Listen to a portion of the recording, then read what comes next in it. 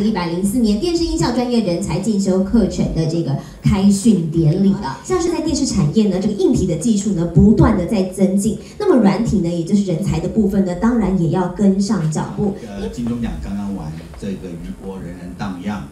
对于我们这个产业的一些问题，大家都提出各自的看法。但是我们不可否认，一个节目，一个电视节目，它戏剧是要好的说故事，一套故事。那么综艺节目要有好的创意，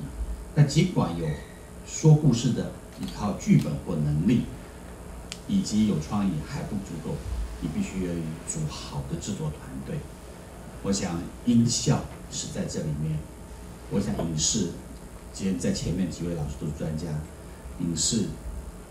讲究的就是音效跟灯光。其实一个好看的节目呢，背后的这幕后人员是很重要的。今年我们在这个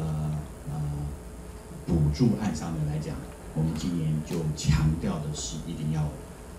配合 HD 的一个完整的技术规格，就是要5.1声道。固然在业界中有不同的声音，认为我们这环境，国内的这个传播环境，对于这个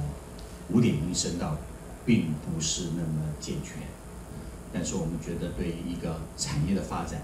对于一个技术标准的建立，需要大家共同来努力。即便是在这个环境现在目前不是很顺利的状况之下，也希望所有的制作团队能够勉力往这一个方向前进。104年电视音效专业人才进修培训课程正式开始，